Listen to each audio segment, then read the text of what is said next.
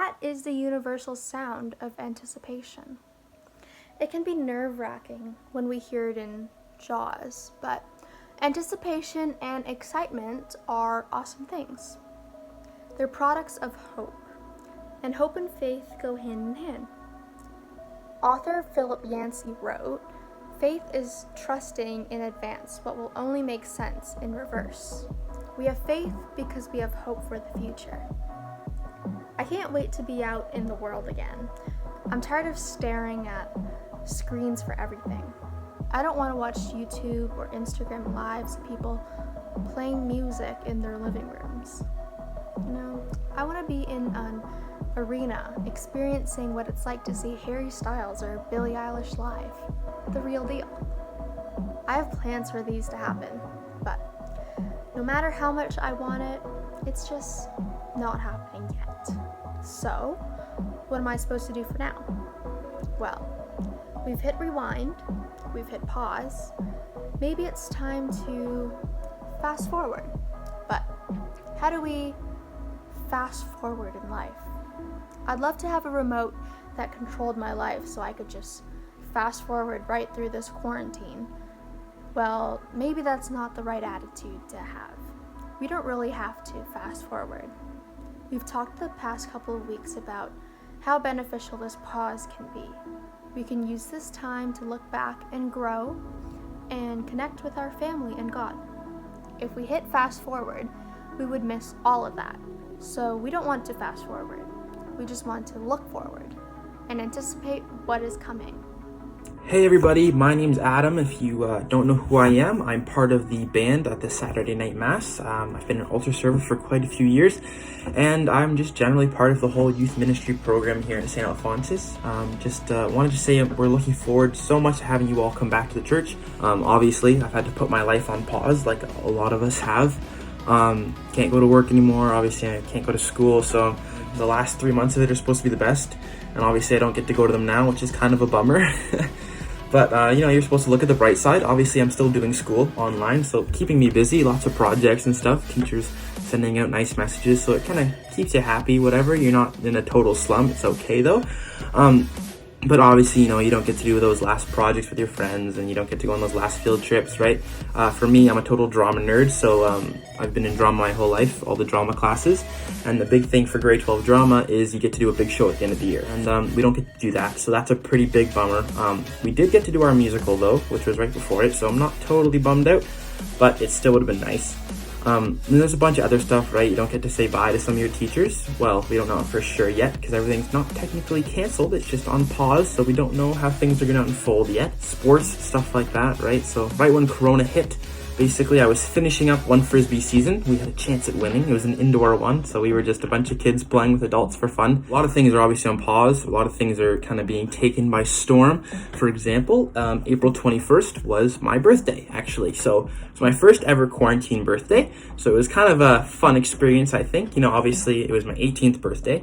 So it was kind of a bummer not being able to go do anything super, super fun. And a bunch of my friends and family, they all drove by and honked their horns and had some signs and balloons. So as far as birthdays go, that actually might have been one of my best ones because, the whole community just kind of band together and just made my day feel special, even though I was stuck inside. And so throughout all this, really, there's been all this bad, and the news is all talking about bad, and I've been trying to think, why not stay positive, right? Whenever you're in a slump or you're in a bad mood, the worst thing you can do is stay there, right? If you're feeling bad, you don't go listen to a bunch of sad songs and just mellow. You're supposed to get up, do something, go have fun, talk to your friends, kind of change your mood and brighten your own day, right? So there's a bunch of things you can do. Like I said, you could just text a friend, call a friend, write a letter, right? Pick up a new talent, maybe go sew something or something cool like that. I had time, so I've been listening to a lot of music, and one of my favorite bands, One Republic, I don't know if you know who they are, but they released a song a few weeks ago, actually, and it was during quarantine, and the song goes like this. It says, "Oh, I know that there will be better days. Oh, the sunshine about to come my way. May we never ever shed another tear for today, because I know that there will be better days." And that's so true, right? This isn't going to last forever. We're going to get through this as a whole community, as friends and family. Have expectations for the future. It may feel like we're being challenged now, and we're being challenged, right? So it's important to stick together, and we're going to get through this, right? Like I said, stay happy, stay spirited. Maybe that'll make somebody else's day even better.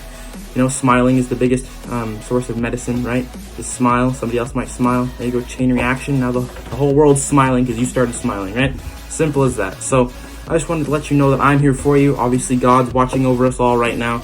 Everybody's here. Do not be afraid to reach out. Everybody's got each other's backs. And from St. Alphonsus to you, we love you, and stay safe out there, all right? Bye, everybody. When we have something to look forward to, we have a reason to be present. The present, like, where are we now in this coronavirus, right? It can be frustrating. It can be annoying, even unbearable sometimes. And so having a healthy sense of anticipation for the future can energize our lives and help us make it through these tough times. Think about it. What are you most looking forward to once this quarantine is lifted? The thing I miss most about going outside is going on trips with my family. And the thing I'm looking forward to the most after quarantine is seeing my friends. What I miss most is my friends and my cousins and school and my teachers and prom and graduation and all that. But I look forward to seeing them again. One thing I miss doing during quarantine is seeing my friends. So that'll be nice when all this is done. The thing I miss most about not being able to go out anymore is not being able to go to places like the mall and just go on little adventures with my friends. And I'm definitely looking forward to going to see all my friends after quarantine's done. Seeing Nick and Ed, and also seeing the new Godzilla movie, which is supposed to come out, and also families and friends. So I just really miss being able to go around town with all my friends and my family and everyone I care about. And I also miss school and even grocery shopping at this point. But I'm looking forward to when I can finally do all those things once quarantine is finally over. See, there are so many amazing things to look forward to that make this quarantine maybe a little bit less painful. So personally, I'm really looking forward to camping season. Every year, every summer, I take my family out camping, and I'm just really looking forward to doing that again. And so while we're anticipating the future, we should probably think about what that future will look like. Will it be different than before? See, quarantine has brought a lot of change for us all. Everything that we enjoyed or dragged ourselves through has been halted. Cabin fever is running rampant, and there is one question on everyone's mind. When can I go back to life? Well, the truth is that no one knows. And the worst part of that is even when we begin to open up again, it won't be back to business as usual. And I know we're all tired of this quarantine. But the changes our society will have to adapt to are important and necessary. And scientifically, if we all returned to life as it was, we would most likely have yet another devastating outbreak. And so that's why our provincial premier has laid out some phases that we must follow in order to begin the process of reopening safely, right? So for now, all we can do is wonder what it will look like and feel like. And I know that through this time, myself and so many others have been, we've been brought closer to God and have begun to live by His truth more and more every day. People who have never thought they'd find themselves in church are watching online and beginning to follow Him. See, my hope for all of us after this quarantine is that we continue to grow deeper in faith and place God at the center of our lives. See, God, He's bigger than this virus, and His love never fails.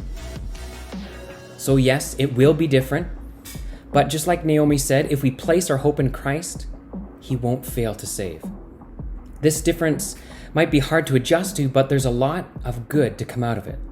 Right, Odette? Not gonna lie, it's a tough concept to understand, but will everything really be the same as it was? If you're like me, I'm bored out of my mind being at home, doing schoolwork, and isolated from all my friends. Sure, we may want our lives to go back to what it was, but that might not be the case. It could take months or even the rest of the year to fully get back to our next and new normal, which means we are in the midst of a big change.